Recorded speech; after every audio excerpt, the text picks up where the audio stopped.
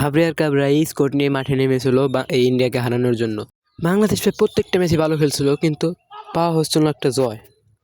তো বাংলাদেশের প্রথম গোল নিয়ে যদি আলোচনা করি, দেখতে পাচ্ছেন যে রাকিব এক জায়গায় বল পেয়ে যায়, সে সেখান থেকে রান মেক করতে চায়।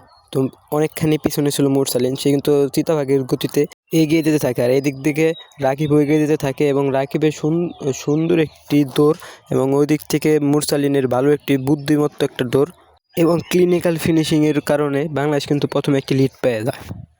এই গোলটার মাধ্যমে প্রমাণ করা যায় যে বাংলাদেশ আগের বাংলাদেশ নেই, এখন বাংলাদেশে অনেক পরিবর্তন এসেছে হামজা চৌধুরীর মাধ্যমে। এই বাংলাদেশে এখন বিশ্বকাপ খেলার স্বপ্ন দেখতেছে, এই বাংলাদেশে এখন এফসি এশিয়ান কাপ খেলার স্বপ্ন দেখতেছে। ভালো একটি রুট ম্যাপ এবং ভালো একটি পরিকল্পনার মাধ্যমে কিন্তু এই বাংলাদেশে বিশ্বকাপে খেলানো যায়। আমরা আশা করি 2030 সালের মধ্যে বাংলাদেশ বিশ্বকাপে খেলবে। এই ম্যাচেও কিন্তু জায়ান আহমেদ খুব ভালো পারফরমেন্স দিয়েছে, ওভারঅল টিমটা অনেক ভালো পারফরমেন্স দিয়েছে। জায়ান আহমেদ, হামজা চৌধুরী, শামির সোম, ওরা সবসময়ের মতন এবারও ভালো পারফরমেন্স দিচ্ছে। আমার কাছে একটা জিনিস ভালো লেগেছে যে মুরসালিনের গেম সেন্স।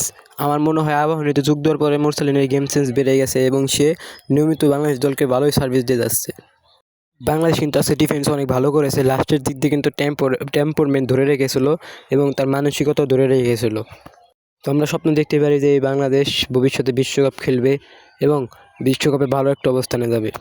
তো রেফারির হুইসেলের মাধ্যমে শেষ হয়ে যায় বাংলাদেশ বনাম ইন্ডিয়ার খেলা। তো বাংলাদেশ 1-0 গোলে ম্যাচটা জিতে যায়। আমি অনেক হ্যাপি, বাংলাদেশের মানুষ অনেক হ্যাপি, বাংলাদেশের প্লেয়ার অনেক হ্যাপি। তো ওভারঅল বাংলাদেশ অনেক আনন্দিত।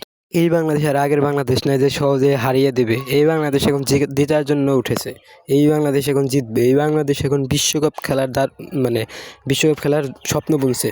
তো সবাই পাশে থাকবেন, এটা একটা নতুন চ্যানেল, সবাই সাপোর্ট করবেন এবং আমি যেন আরও উৎসাহিত হই ভিডিও বানাতে, বাংলাদেশ ফুটবল নিয়ে কাজ করতে। সো বাংলাদেশ ফুটবল যত কন্টেন্ট ক্রিয়েটার আসবে, তত বাংলাদেশের ফুটবল হাইপার হবে, তত বাংলাদেশ ফুটবল এগিয়ে যাবে, তত বাংলাদেশ ফুটবল হাইপ পাবে। আপনারা লাইক কমেন্ট করলে আমাদের এনকারেজ হয়, আমরা ভিডিও বানাতে উৎসাহ পাই। তো প্লিজ একটা লাইক বা যে কোনো কমেন্ট করে দিয়ে দেন।